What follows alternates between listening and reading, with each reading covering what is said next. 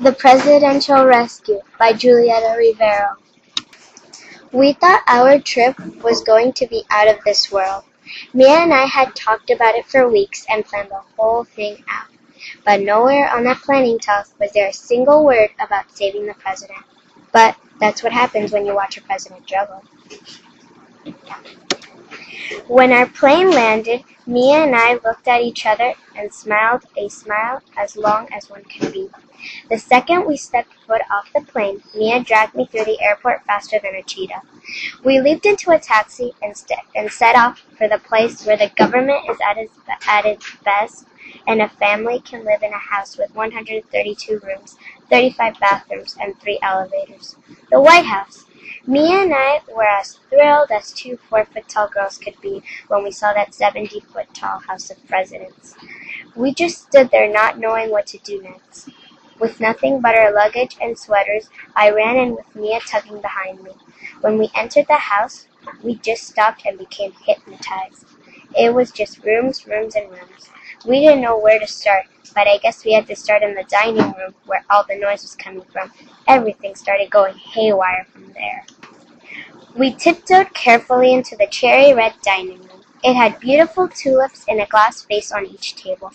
But there, in the table the farthest away, there, sitting down with his wife, was Barack Obama. As soon as I spotted him, I told Mia that we should go. But as we know, it's hard to get an excited 10-year-old out of a dining room with Obama in. So I had to follow her, which made even more trouble. As soon as he spotted us, a shiver went down my spine, and I suddenly felt like dying. He asked in a confused voice, "Who's in there?" Without saying a word, we attempted to get out, but Mr. President sure knows how to scare two girls. He warned us he would soon have security come in and take us to jail for trespassing. As soon as Mia heard the word jail, she gave in and begged him not to take us. Obama laughed, a simple laugh. We explained to him that we just wanted a picture, but of course he had to show us something that would soon affect his throat, our minds, and the world. He started juggling 3 cherry red tomatoes with his eyes closed. That can never be good. We were actually surprised that our nation's leader could do that. I can't even do that.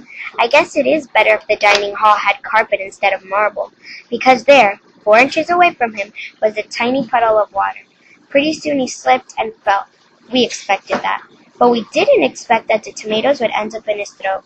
Mia and I rushed to his side, but Mia was the one to take action. She did CPR on the president, and out popped the 3 tomatoes.